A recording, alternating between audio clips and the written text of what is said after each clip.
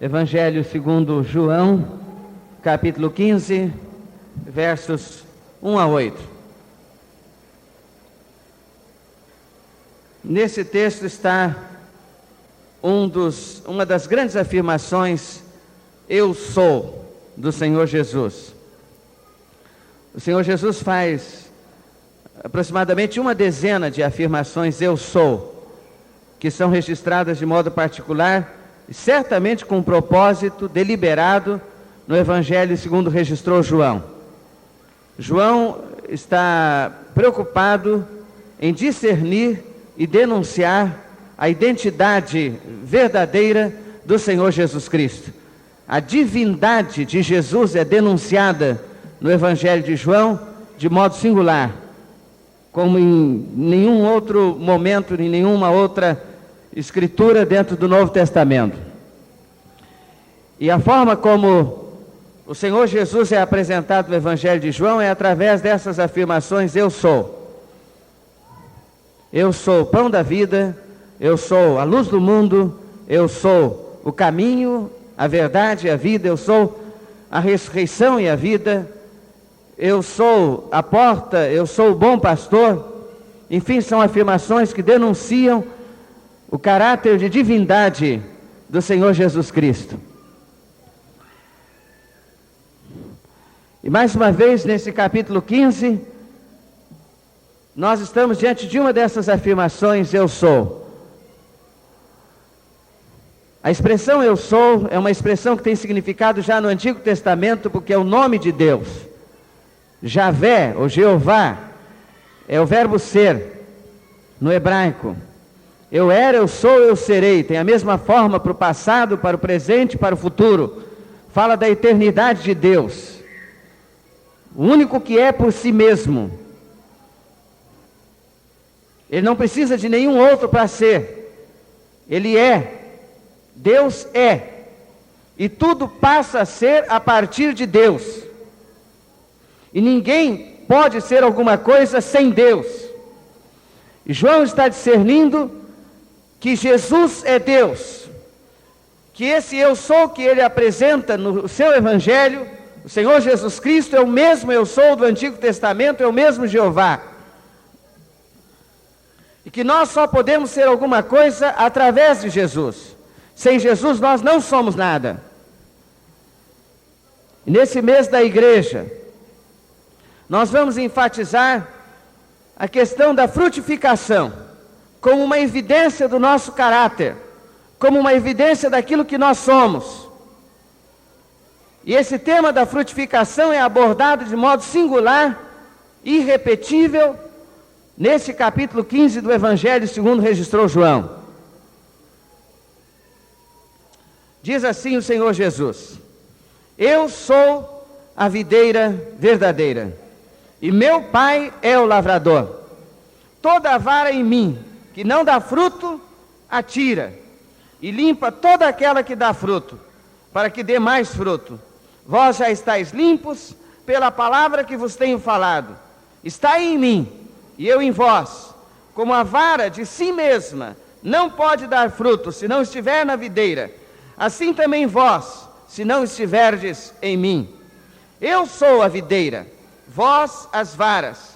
Quem está em mim, e eu nele, esse dá muito fruto, porque sem mim nada podeis fazer. Se alguém não estiver em mim, será lançado fora como a vara, e secará, e os colhem e lançam no fogo e ardem. Se vós estiverdes em mim, e as minhas palavras estiverem em vós, pedireis tudo o que quiserdes, e vos será feito. Nisto é glorificado meu Pai, que deis muito fruto, e assim sereis meus discípulos. Amém. Frutifique. A questão da frutificação da nossa vida é questão essencial, porque expressa a verdadeira existência de vida em nós. A nossa experiência espiritual, a nossa experiência, a nossa relação com Deus precisa transcender a simples religiosidade. Precisa ultrapassar apenas a dimensão de sermos membros da igreja, do termos uma tradição religiosa, precisa ultrapassar apenas a dimensão do frequentarmos a igreja e de nos afirmarmos cristãos, ou mesmo evangélicos. É preciso que a vida se expresse em frutos. É preciso que haja frutificação. É preciso que haja resultados que evidenciem de forma eloquente a vida que nós tenhamos e vivamos. Infelizmente, o que tem acontecido de modo muito constante e frequente é que a vida cristã em muitas pessoas não se expressa por frutos, não traz resultados concretos, não traz mudanças que de fato possam ser constatadas e evidenciadas. Quanta gente que nós temos dentro da igreja que não expressa mudanças concretas na vida, não mostra frutos. A gente não vê nada. Apenas uma afirmação como que alguém que mudou de religião. Eu agora sou crente. Mas você precisa gritar, clamar, para que as pessoas acreditem. Porque senão ninguém percebe. As pessoas sabem que você é crente no seu trabalho, na sua vizinhança, na sua família. Você tem dado frutos que evidenciem isso. A palavra de Deus, se você conferir já o Antigo Testamento, mas especialmente o Novo Testamento, a palavra de Deus é extremamente insistente na importância e na obrigatoriedade de darmos frutos. O apóstolo Paulo, escrevendo aos Romanos, no capítulo 7, se quiserem conferir comigo, venham. Romanos capítulo 7, versículo 4, diz: assim, meus irmãos, também vós estáis mortos para a lei pelo corpo de Cristo, para que sejais de outro, daquele que ressuscitou dentre os mortos, a fim de que demos, o quê? Fruto para Deus. Porque quando estávamos na carne, as paixões dos pecados, que são pela lei, operavam em nossos membros para darem fruto para a morte. Quando a gente não conhecia Cristo, não tinha uma relação com Deus, a gente dava fruto para a morte. A nossa vida resultava em consequências de morte. Nós influenciávamos com influências de morte na vida das pessoas que estavam ao nosso redor. Nós evidenciávamos esses resultados, implicações e frutos de morte. Mas agora Paulo diz: nós somos de outro, daquele que ressuscitou dentre os mortos, a fim de que demos fruto para Deus.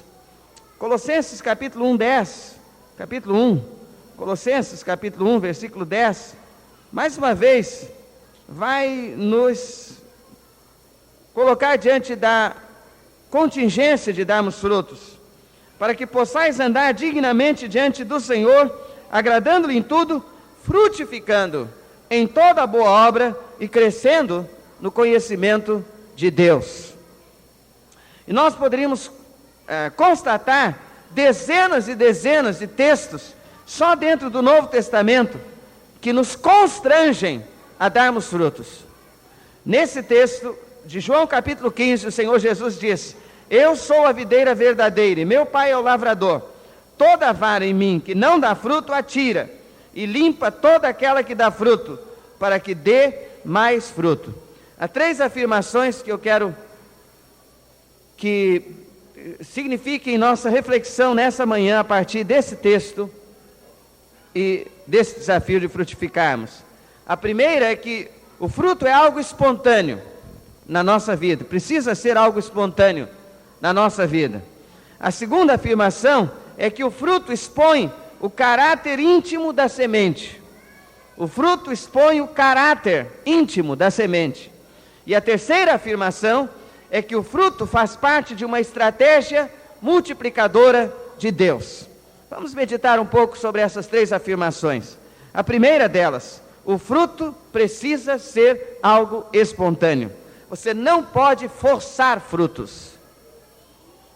Não adianta você pegar uma laranjeira e tentar fazê-la produzir abóboras, ou maçãs, nem mesmo tangerinas, bergamotas, como chamamos lá no nosso sul. Não adianta.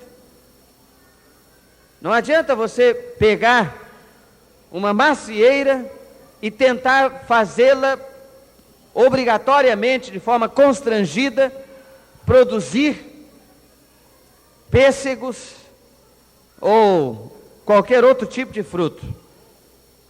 E não adianta você pegar uma videira morta e tentar fazê-la produzir qualquer tipo de frutos, nem mesmo uvas. Fruto é algo espontâneo e é uma das coisas mais lindas da natureza. Toda a natureza funciona a partir dessa espontaneidade da geração de frutos. O apóstolo Paulo, escrevendo aos Gálatas, no capítulo 6, verso 7, diz: não erreis, Deus não se deixa escarnecer. Tudo que o homem semear, isso ele também ceifará. Fruto é algo espontâneo, natural, é algo que vem de dentro, e não adianta você tentar produzir à força, porque não vai sair. O profeta João Batista, lá no capítulo 3 do Evangelho de Mateus, no versículo 8, diz isso. Mateus capítulo 3, versículo 8. Venha comigo na sua Bíblia. Quando as pessoas o procuravam para serem batizadas por ele, de alguma maneira isso havia se tornado uma moda, porque muita gente estava sendo batizada por João Batista. Versículo 7 diz assim: vendo ele muitos dos fariseus e dos saduceus que vinham ao seu batismo, gente que era difícil de se converter, vinha para ser batizada por João, inclusive fariseus e saduceus, gente comprometida com tradicionalismo. Os fariseus tinham uma tradição extremamente rigorosa, os saduceus também, até como resposta ao próprio farisaísmo que imperava no contexto religioso judaico. Muitos vinham ao seu batismo, diz o verso 7, dizia-lhes João o Batista: raça de víboras, quem vos ensinou a fugir da ira futura? João discerne o verdadeiro caráter dessas pessoas. Raça de víboras. Vocês estão querendo fugir das consequências dos seus pecados, mas não adianta. O verso 8 diz: produzi, pois, frutos dignos de arrependimento. E o verso 9 continua: e não presumais de vós mesmos, dizendo: temos por pai a Abraão, porque eu vos digo que, mesmo destas pedras, Deus pode suscitar filhos a Abraão. João está dizendo: não fiquem imaginando que só pelo fato de vocês serem religiosos, não fiquem imaginando que só pelo fato de vocês terem nascido num contexto religioso, não fiquem imaginando que só pelo fato de vocês terem nascido numa religião que proclama o Deus vivo e verdadeiro, o único Deus, que só pelo fato de vocês serem judeus, vocês são filhos de Deus, filhos de Abraão. Não é assim. É preciso que aconteça alguma coisa profunda na vida de vocês, para que vocês de fato se tornem filhos de Deus. E que vocês só podem produzir frutos, se realmente alguma coisa tiver acontecido na essência do ser de vocês. Se vocês tiverem sido mudados por dentro. Não adianta apenas virem aqui e se batizarem. Não é uma coisa exterior apenas. Não é uma coisa de apenas frequentar a igreja. Não é uma coisa de apenas se tornarem membros da igreja. Não é apenas uma coisa de vocês responderem ao censo do IBGE. Qual é a sua religião? Evangélico, batista.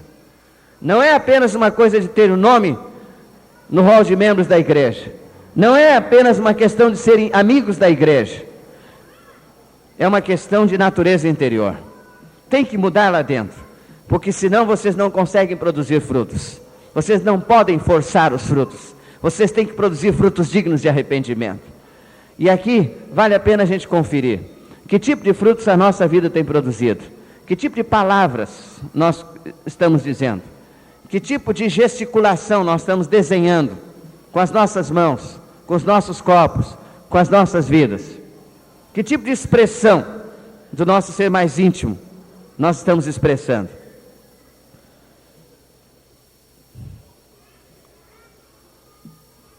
Qual é a palavra que vem na sua boca quando você está batendo com um martelo na cabeça de um prego e bate um vento, entorta o prego e você erra a cabeça do prego e acerta o seu dedo polegar?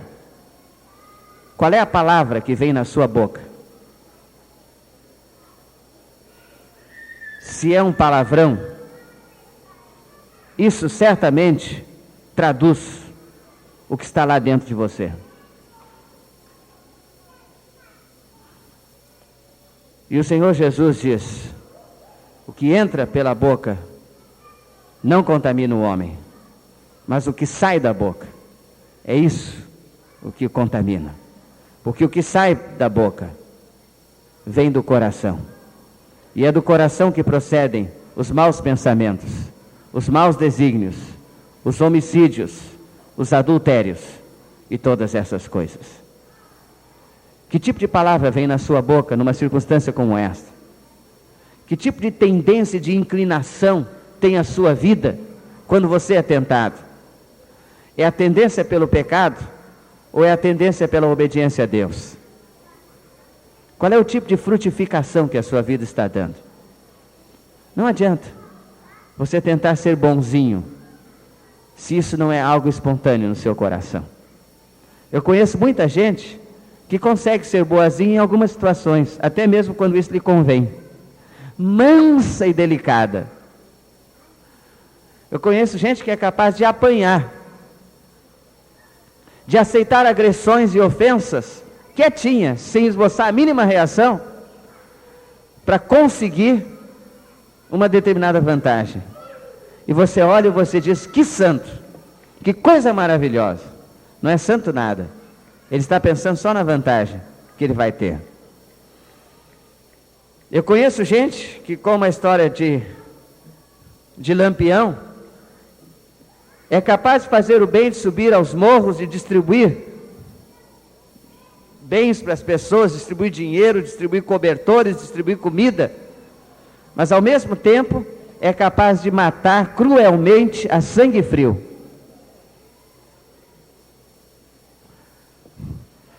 Porque tem em vista algum tipo de propósito. Talvez os momentos em que mais nós possamos perceber, de fato, quem nós somos, sejam os momentos quando nós não planejamos um determinado tipo de reação e somos tomados de surpresa, somos tentados. E aí nós podemos avaliar os frutos da nossa vida. Que tipo de frutos a sua vida tem dado? Que tipo de frutificação tem resultado da sua vida? E tem muita gente dentro da igreja cuja frutificação não glorifica a Deus, mas produz morte, produz tragédia, produz desgraça,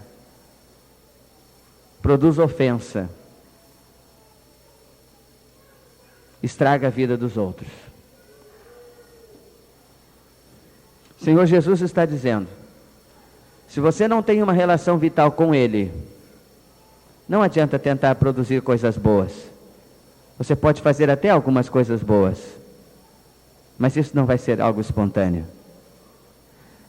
Só pode produzir fruto espiritual bom, coisa boa, quem tem uma relação vital com Cristo. Ele diz: eu sou a videira e vós sois as varas. Quem não produz fruto, o meu pai, que é o agricultor, corta essa vara e a joga no fogo para que seja queimada.